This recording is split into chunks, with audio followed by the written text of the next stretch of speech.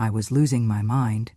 I smiled, then showed the judge my bank records, security footage, and legal authority over the $14.00 trust. Suddenly, no one laughed anymore. I baked the cake myself, lemon pound, extra glaze, just how Paul used to love it. I even wrapped it in that old tin he painted in second grade, the one with the chipped stars and crooked flag. I had to walk 3 blocks from the bus stop because the rideshare canceled on me, but I figured it would be worth it. My son was being promoted, and the invitation said family welcome. I remember standing at the gate, the wind tugging at my scarf, staring at that big white rental tent in the yard. Music was playing, something loud and modern I did not recognize, and people were milling about in suits and cocktail dresses, laughing, with drinks in their hands. I pressed the intercom and waited. A young man I had never seen before answered. "Name?" "I'm his mother," I said, holding the cake up with a smile. He looked over his shoulder, spoke into a headset, then turned back to me.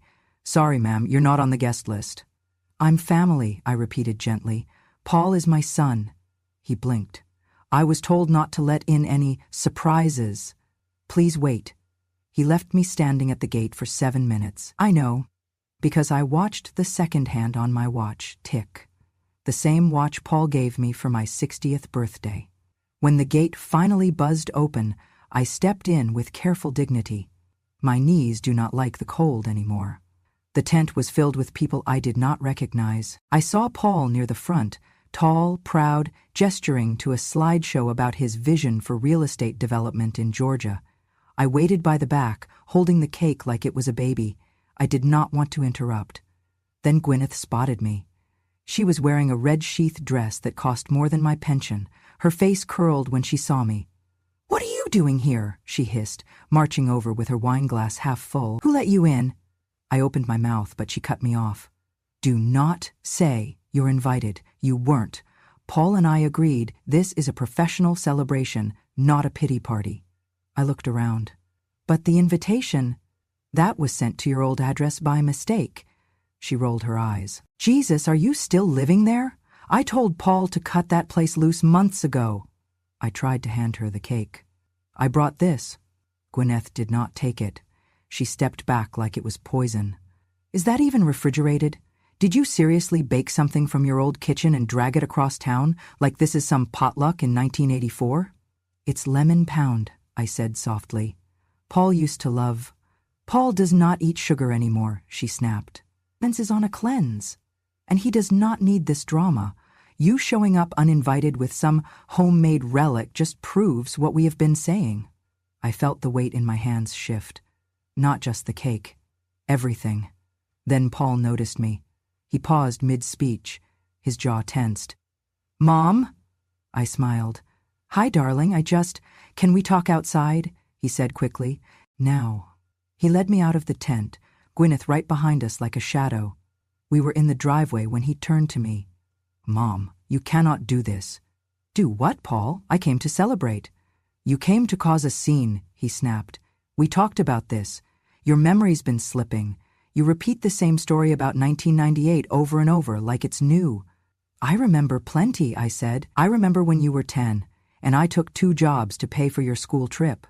I remember the time I held your hand when you got stitches on your chin." He sighed, rubbing his temple. "This isn't about the past. You need help, Mom. Real help. Professional help." "Because I brought a cake?" "Because you keep showing up. To the office, to Gwyneth's meetings, telling people stories. You said the nurse stole your ring." "There's no nurse, Mom. No one's stealing anything. You're paranoid. You're unwell." Gwyneth folded her arms. "You need supervision. You're not safe alone. You left the stove on last week. You called Paul. Richard. Who's Richard even?" "My brother," I whispered. "He died in 1949. "Exactly," she said, like she won the argument. "See?" Paul softened just enough to sound like a salesman. "We're looking at care homes. Good ones, with memory care. Clean, respectful. You'll have a suite, staff, no more stress." I stared at him. "So this is why you wanted me to sign those papers last week?" He blinked. "It's for your benefit." "No, Paul, it's for yours." There was a silence that said too much, And if you've ever walked into a room built for family and felt like a trespasser in your own bloodline, go ahead and hit that hype button. Let's keep stories like mine from slipping between the cracks, silent and unseen, because silence is where the truth often waits. Back then, I just nodded. I turned to leave. The cake in my hands felt twice as heavy. As I stepped off the porch, the tin slipped. It hit the concrete, the lid popped, the cake slid out, breaking clean in half. Gwyneth laughed. "Oh my God," she gasped. "At least we didn't let her carry the champagne." I bent down, picked up what I could. My fingers were shaking. A piece of glaze stuck to my coat. The same coat Paul gave me when he graduated college. A few people had come outside now, watching. Not helping, just watching. I stood up slowly, wiped my hands, and I smiled. I walked down that driveway without looking back. The rain started 5 minutes later. Cold, misty, and not quite enough to soak through, but enough to feel like it knew what had just happened. Back home, I wrapped the broken cake in foil and placed it in the fridge. I sat at the table and opened the drawer where I kept my files. I took out the folder marked Fidelity Trust, Meliora Estate. I did not cry, not yet, because I knew something they had forgotten. I was not crazy, and I never forget where the money is. People always assume that silence means regret, that if you do not explain yourself, it is because you are ashamed. But I have never been ashamed of what I did for my family. I only regret that I raised a son who thinks strength looks like shouting and legacy smells like cologne. Before I was anyone's mother, I was Meliora Dunn, senior accountant for the largest independent bank in Atlanta. Back when calculators had cranks and numbers were penciled in ledgers. I ran circles around men who thought my lipstick made me soft. I had 3 promotions before I turned 35. I was the one they sent to clean up after mergers. Never the face on the billboard, but the one in the locked room solving million-dollar problems in silence. Then Franklin got sick. It started with a limp, then dizziness, slurred words. The doctors said it was Parkinson's, fast-moving. That meant I had 5, maybe 6 years with the man who held my hand through my father's funeral and brought me soup when I had the flu every winter. I didn't hesitate. I gave my notice. My manager cried. He offered me a sabbatical. He said, "You'll regret giving up your prime." But I never did. I went home, rolled up my sleeves, and became a full-time caregiver. I used every trick I knew from accounting to make our savings stretch. I cooked, cleaned, fed him, bathed him, managed his medications. When he could no longer speak, I read him the newspaper aloud. I learned to decipher his expressions like language. I memorized the way his eyelids twitched when he was in pain. And every night, I still did the math on our investments, alone, at the kitchen table, while Paul slept. Paul was 15 when Franklin's hands first shook. 17 when he realized his friends would not come over anymore. And 18 when he got the scholarship. Georgia Tech, full ride, engineering. The day the letter came, Franklin had just been hospitalized with a breathing episode. I held the envelope in my hands and smiled at Paul like nothing was wrong. But I knew. The group he ran with had already been in trouble. Vandalism, street racing, a little weed. I had called one of the boys' mothers to warn her. She told me to mind my own business. I did the only thing I thought would save him. I told Paul he could not go. "You're joking," he said. "You're ruining my life." "We need you here," I told him. "Your father needs you. I cannot do this alone." "You mean you won't?" he snapped. He never forgave me. He stayed. But in his eyes, I was no longer his mother. I was the prison warden of his youth. What he never knew was that I had already filed for state care assistance, that 2 weeks later, a rotating nurse schedule began, that by the time Franklin passed, I had already lined up a job interview to return to work. I just wanted him safe. I wanted Paul to live. But Paul only saw the door I closed, not the car crash I kept him from. 2 of those boys, one died in a motorcycle accident. The other is still in and out of jail for assault. But Paul never made the connection. To him, I was the selfish woman who stole his shot. So I let him believe it, because by the time Franklin passed, I had a new plan. I used my old contacts, reopened our investment account, and quietly began building what Franklin once called my whisper empire. See, the thing about trusts is they are like soil. You plant things deep, wait patiently, and never boast about the roots. I structured the estate as an irrevocable living trust, every dividend reinvested, every property bought under anonymous LLCs. I used shell companies, tax shelters, and strategies I learned long before Gwyneth ever Googled how to marry rich. No one ever asked how I paid for my house, or why I never applied for Social Security early. I kept the books to myself, lived modestly, and told Paul, "We're just getting by." He believed me. People always do when you wear old shoes. But the truth is, the Meliora Estate Trust grew from one modest $401k rollover into a $14,200,000 0-cents portfolio, diversified, balanced, and immune to their greed, because I never put their names on it, not once, not even Paul's. He had a chance. On his 30th birthday, I offered him a business grant, $150,000 0-cents. He said no, said he did not want Mommy's guilt money, said I owed him more than cash. He wanted his youth back, as if I had stolen it like a thief in the night. So I waited. I funded scholarships for kids he would never meet. I paid hospital bills for neighbors who never knew my name. I bought 3 rental properties and put them under the trust, knowing one day I might need more than a home, I might need leverage. And I kept every receipt, every signature, every video clip, every document. The day Gwyneth first mentioned memory care, I knew what they were planning. They thought if they whispered it long enough, I would believe it myself. But I remember every damn digit I ever typed, every betrayal I ever forgave too soon, every smirk on Gwyneth's face when she called me eccentric, every time Paul looked at me like I was just a relic of his childhood. I even remember the moment I knew Paul was lost. He came over one evening.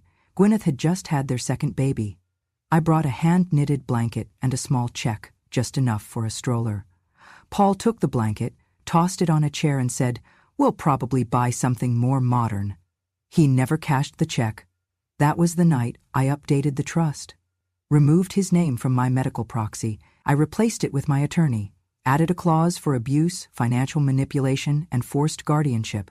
If anyone tried to commit me without medical necessity, the trust would trigger automatic review and legal defense, funded from its own capital. I protected myself because no one else would, and still I stayed silent. Let them call me forgetful. Let them joke about my episodes. Let them assume I was harmless. Because I knew. When the time came, silence would not be weakness, it would be strategy.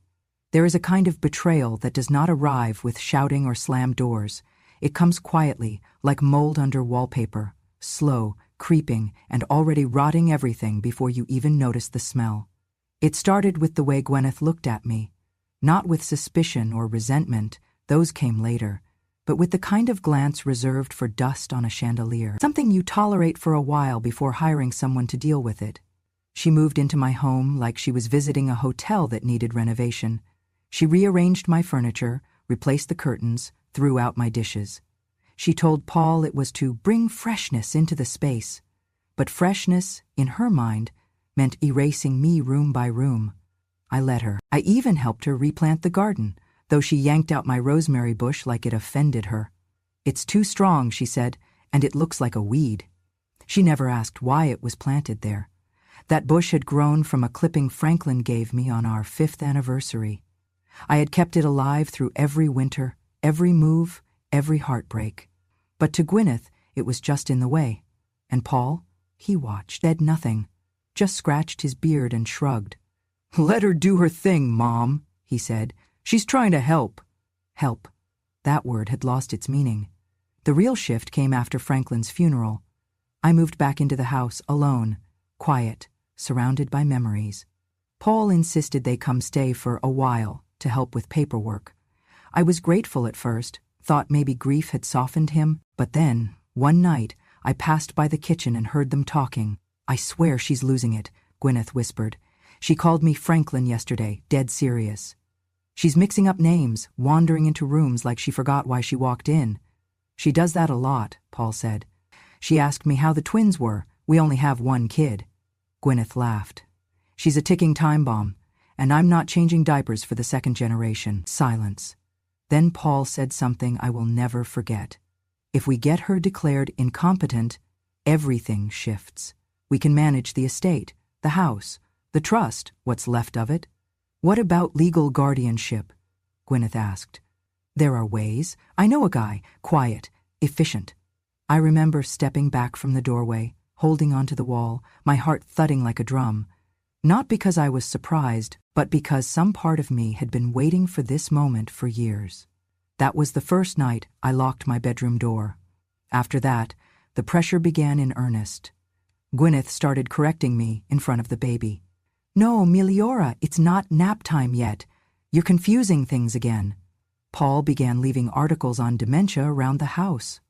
Printouts, pamphlets, highlighted sentences. One morning, I found a calendar by the fridge with notes scribbled. Mom forgot appointment. Mom left water running. Mom repeated story.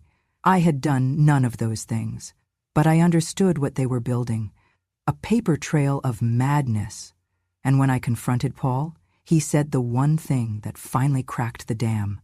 You are the reason my life went to hell, he hissed. You kept me from college, from my future, and now you hang around my neck like a bad debt.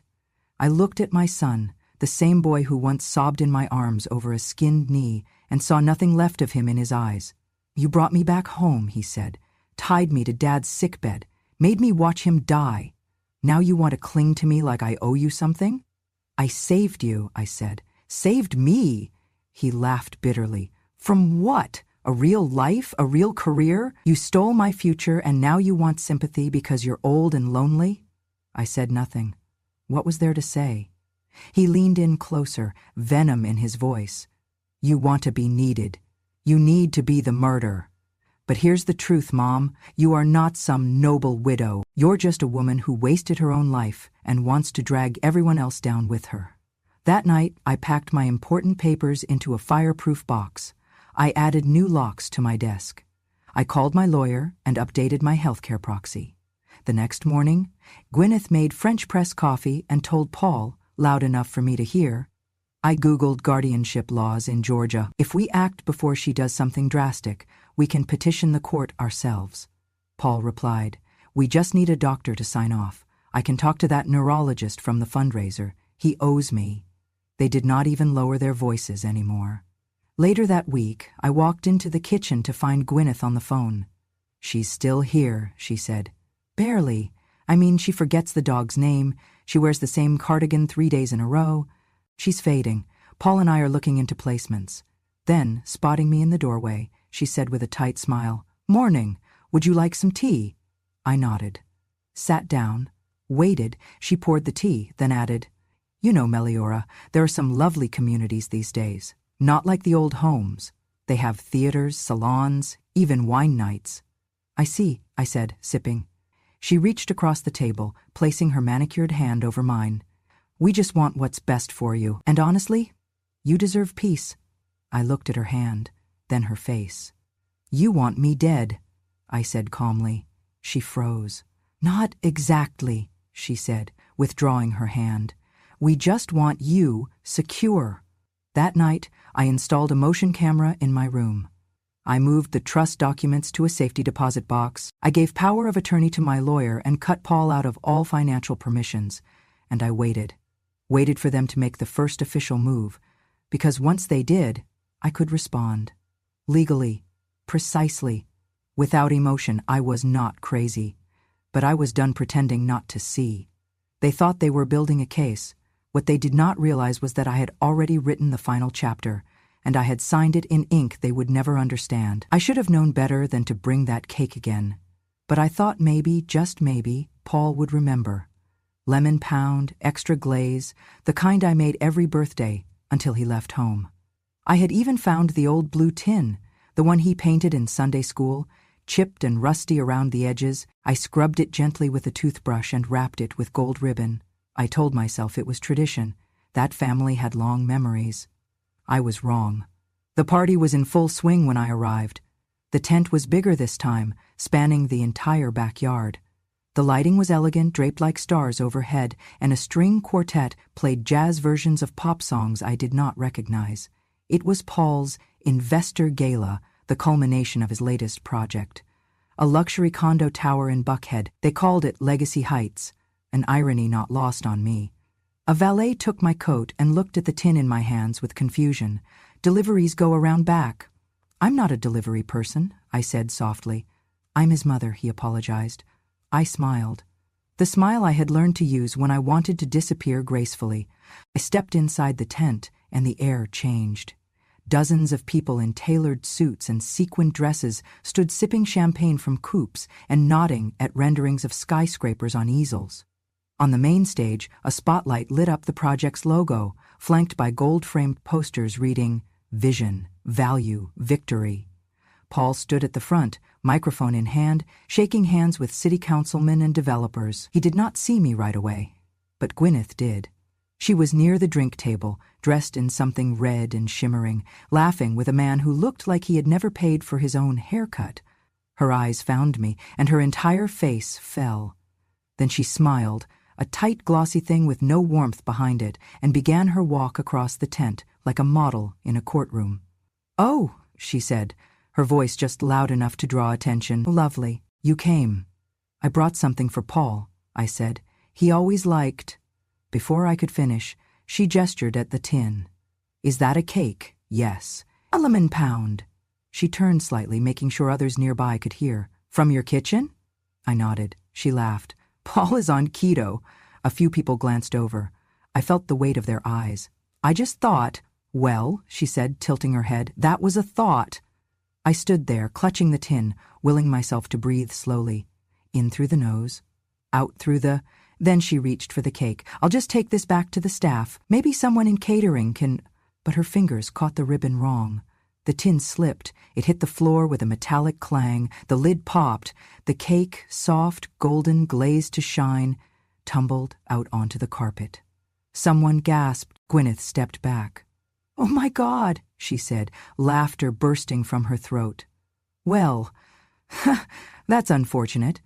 I knelt down slowly. My knees screamed in protest, but I gathered what I could. Part of the cake had broken cleanly in half. Some of the glaze had landed on the hem of her dress.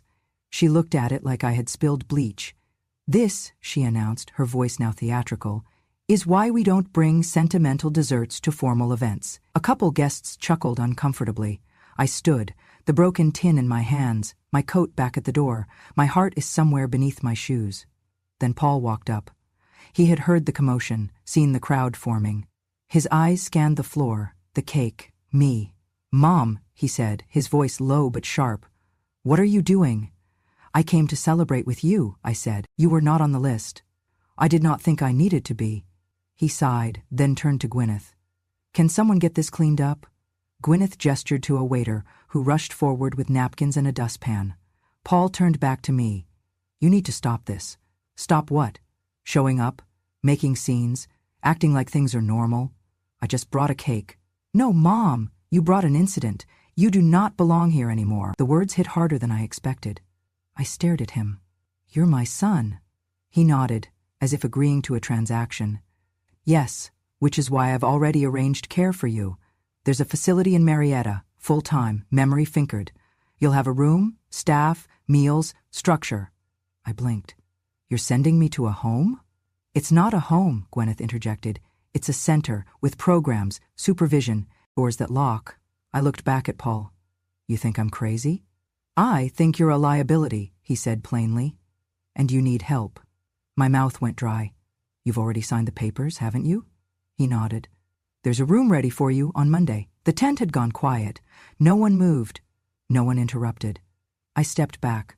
One foot, then another. My heel caught on the edge of the carpet and I stumbled. No one caught me, and as I steadied myself, Gwyneth gave me that same cold, gleaming smile and said, "You should thank us. Not everyone's parents get this kind of golden exit." A few feet away, someone raised their phone. I saw the flash. I straightened, took a breath, smiled, then turned, walked to the coat check, retrieved my things, and left, through the front, my cake tin still in my hand. The wind hit me like the truth. It was done. And now, so was I. It did not take long after the party for the paperwork to arrive. A thick envelope. No return address, just my name, printed in a bold, clinical font. Inside, a court petition for involuntary guardianship. Attached, an affidavit from a licensed psychiatrist, Dr. Aaron Feldman, claiming that I was exhibiting symptoms consistent with early-stage Alzheimer's. Repetitive behavior, it read, short-term memory lapses, paranoia, unsafe living habits. The report was dated 2 days after the gala. There was also a USB stick.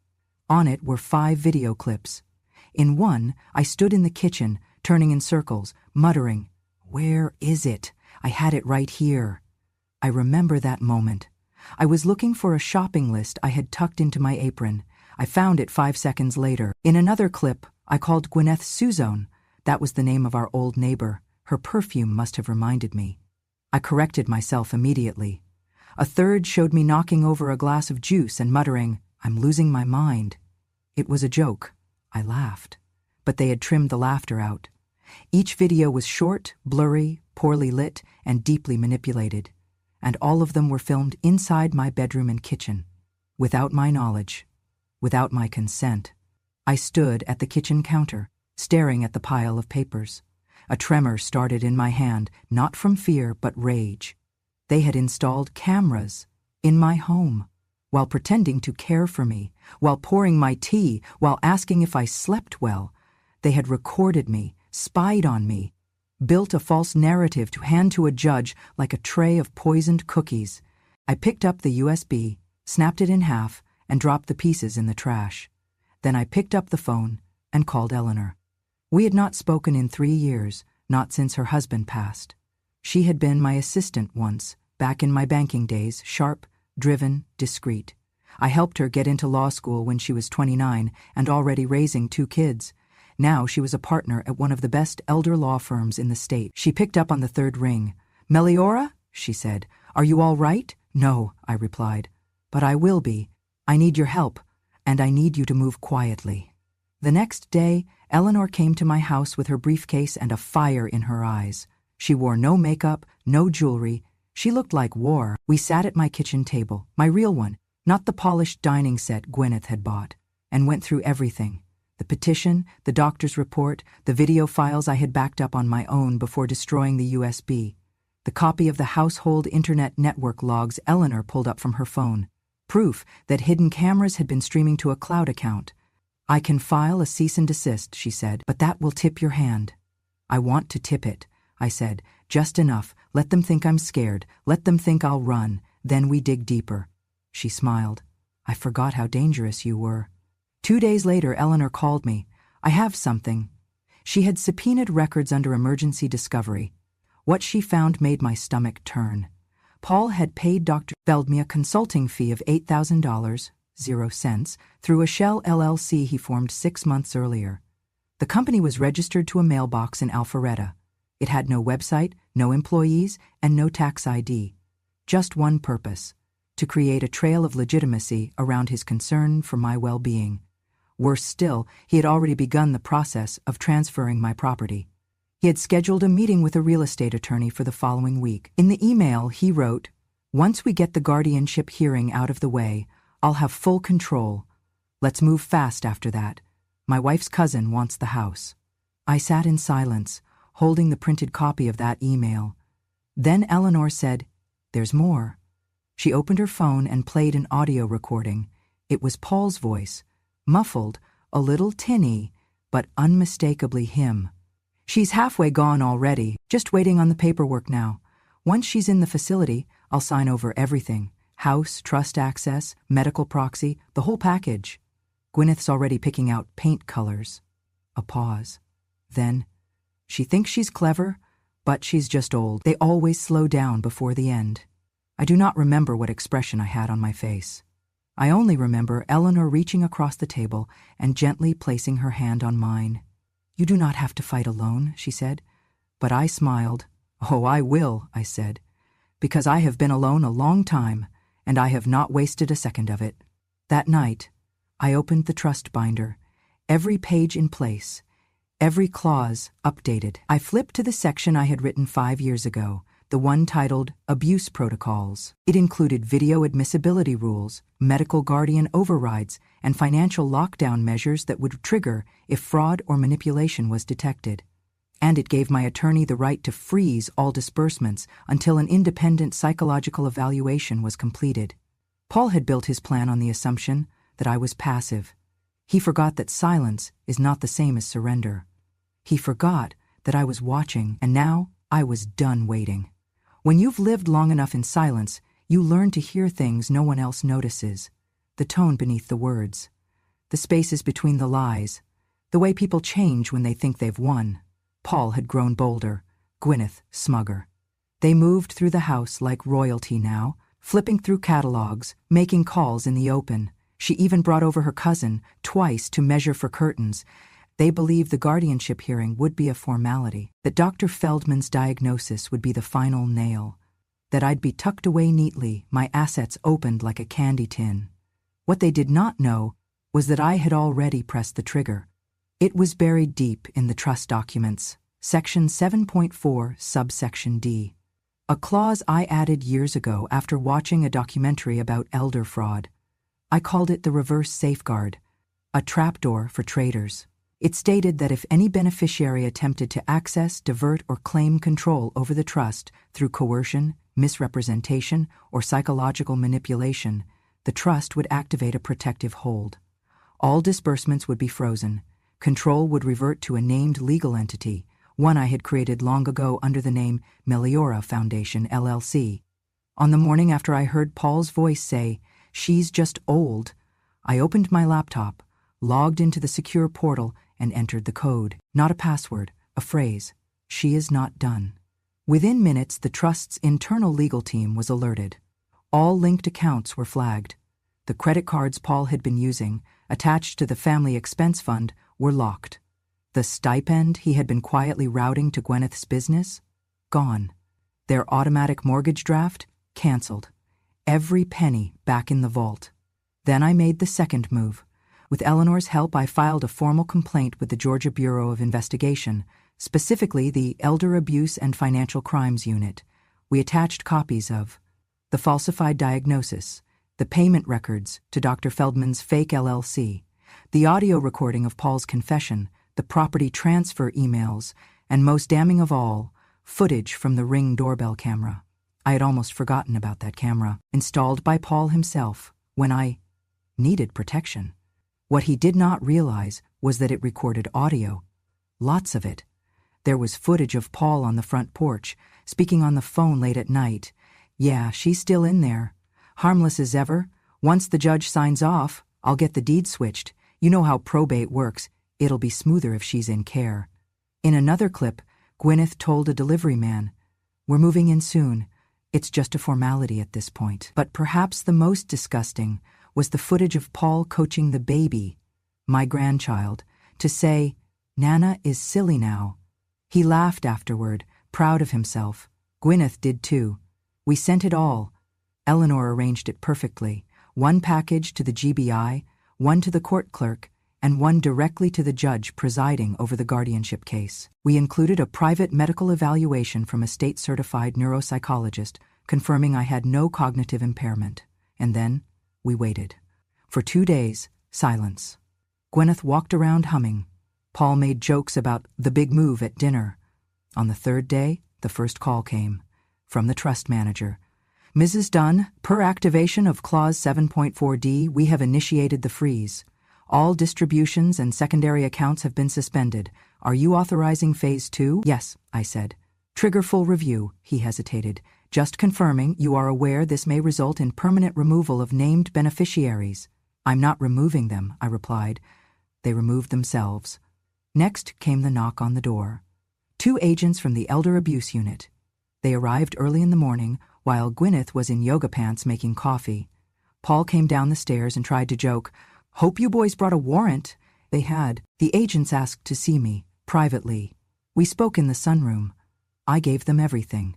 Every document, every photo, every timeline, every whispered sentence I had pretended not to hear. They nodded, took notes, recorded everything, and when they left, they handed me a small white envelope. "Temporary protective order," one of them said. "If they try to move against you again, financially, physically, legally, you call us." I nodded. My hands did not tremble. That evening, Paul tried to log into the trust portal. He couldn't. Then the credit card declined. Then the lawyer for the house deal called to cancel the meeting. He'd received notice of pending investigation and did not want to be involved. By dinner, Gwyneth was pacing the kitchen. "What the hell is happening?" she snapped. Paul looked at me. "You did this." I took a bite of my soup. "I activated the clause," I said, "the one you never read." "What clause?" he shouted. "The one that protects me from you." He laughed, but there was no sound in it. "You think you're clever? This will not stick. You're old. You're alone." I smiled. "No, Paul. You're the one who's alone. You just don't know it yet." The next day, their bank accounts were subpoenaed. The following Monday, Paul was served with notice of legal action for financial fraud and elder manipulation. And Gwyneth? She was named in the conspiracy. Her design studio accounts showed incoming transfers from my trust labeled consulting fees for projects that never existed. They stopped speaking to me after that. But I was not looking for conversation. I was building a case, brick by brick, like I'd built everything they took for granted. The courtroom was colder than I expected. Not in temperature, though the air conditioning was unforgiving, but in presence. There was no warmth in the walls, no softness in the way the pews creaked under anxious bodies, just long fluorescent lights, too white to feel human, and the constant shuffle of paper against ambition. I wore gray, not black, not mourning. Gray, the color of steel under fog, of storms held back by bone-deep patience. Paul and Gwyneth sat across from me, dressed like grief in Armani. Paul's tie was navy. Gwyneth wore pearls she never earned.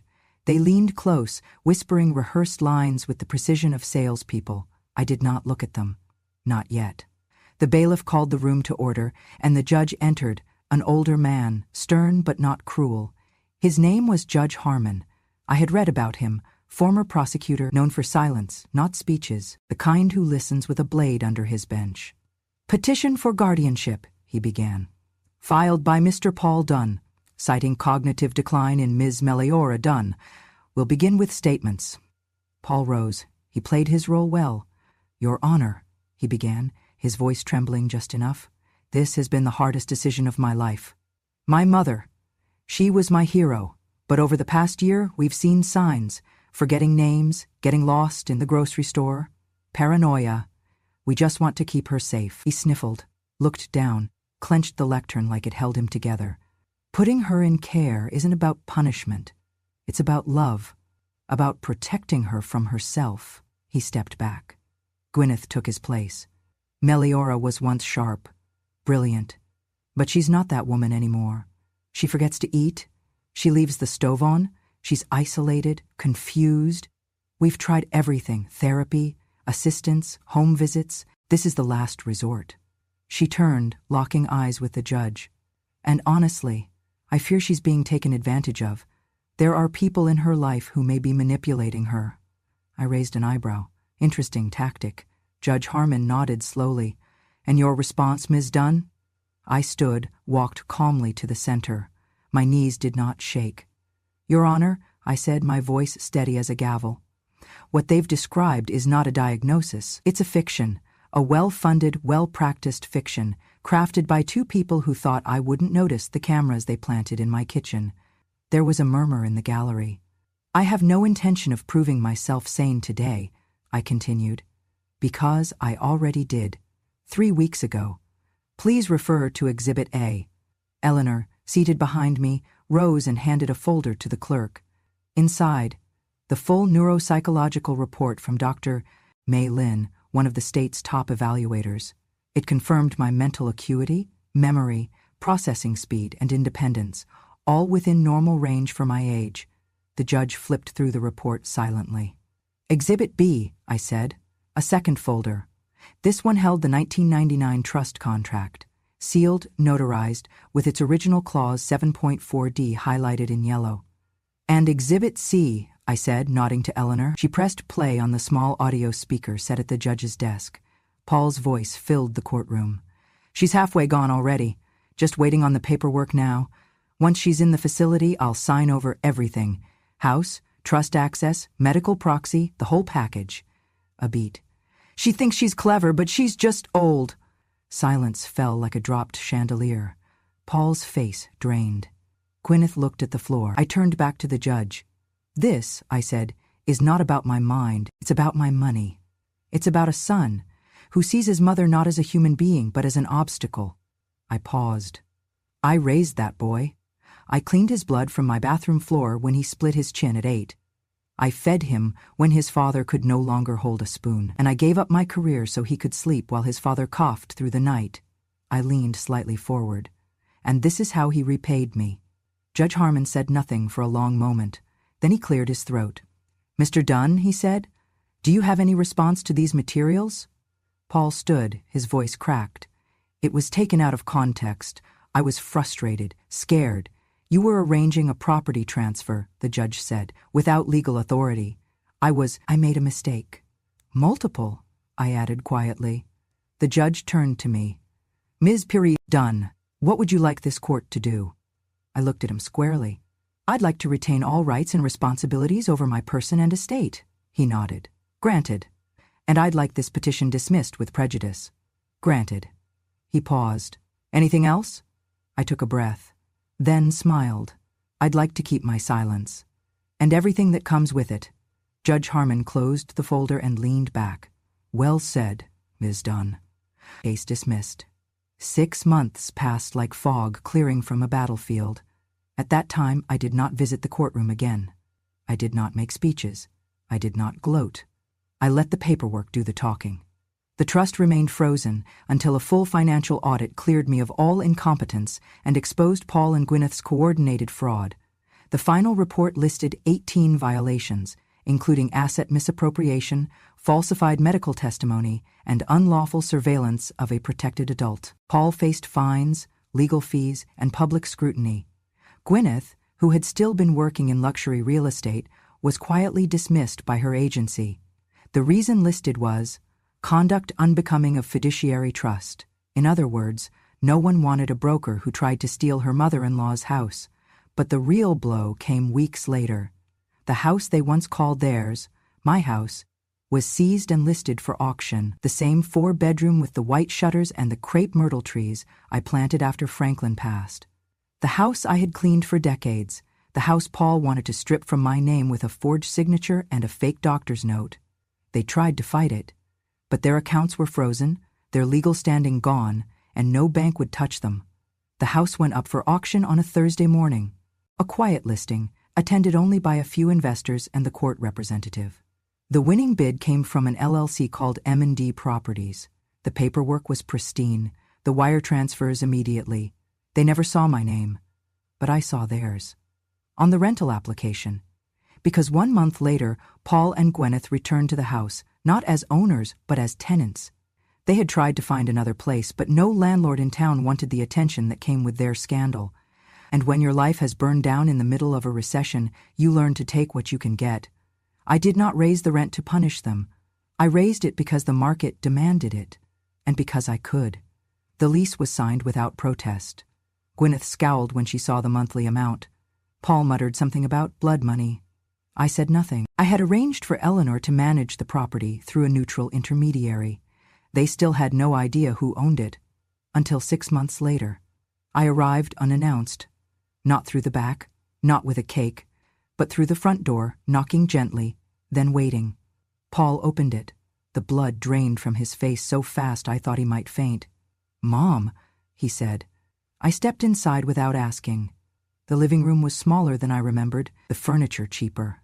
The walls repainted in shades of apology. I handed him an envelope. "Rent is due today," I said calmly, "and there's a late fee clause in Section 12B. He opened the envelope. Inside, the rental invoice. Tripled from what they paid 6 years ago when they first moved in under my roof. "And one more thing," I added, walking toward the kitchen. I stopped by the tile, just beneath the pantry door, the spot where, once upon a time, my cake had fallen, where Gwyneth had laughed and said, "Why? That's why she doesn't belong in nice places." I tapped the floor with my cane. "You missed a spot. You should really scrub that tile better," I said. "After all, I did drop something sticky here once." Paul stood frozen. I turned to leave. But in the hallway I heard a small voice. "Grandma?" It was their daughter. My granddaughter, She was 5 now. Her eyes were big and quiet, like Paul's once were. I knelt slowly. "Yes, sweet pea?" She handed me a drawing, crayons on printer paper, a house with flowers, a woman in gray, a tiny cake. "It's you," she said. "Daddy says you're bad, but I don't think so." I took the paper, folded it gently, and kissed her head. "Thank you," I whispered. "You're a very smart girl." Then I stood and walked away. 3 days later, I finalized the scholarship. It was named the Legacy of Quiet Hands Award, given annually to women from underserved communities pursuing a degree in finance. The first recipient, a young housekeeper named Ana Morales. She had once cleaned for Gwyneth and been fired after Gwyneth said, "Only a blind girl would think this place is worth working in." Anna had been saving for night school. Now she would not have to. When I told her about the scholarship, she cried into her apron and said, "I did not think anyone saw me." "I did," I said. "I always see the quiet ones." I made no announcement, no press release, just one line in my trust ledger. Justice rendered in full, quietly, completely, forever. And that is how you win without shouting. That is how a woman keeps her silence and everything that comes with it. If you're still here, then you know now, revenge doesn't always come in fire. Sometimes it comes in silence, in paperwork, in truth, and in showing up at the front door just to collect the rent. My name is Meliora. I was the quiet one in the room, the one they thought had forgotten, the one they thought they could bury in paperwork and pity. But I remembered everything. If stories like mine mean something to you, if they remind you that wisdom doesn't shout, it remembers, then don't go just yet. Subscribe to Grandma True Stories. There are more stories to tell, and I promise you, some of them are even quieter and even sharper.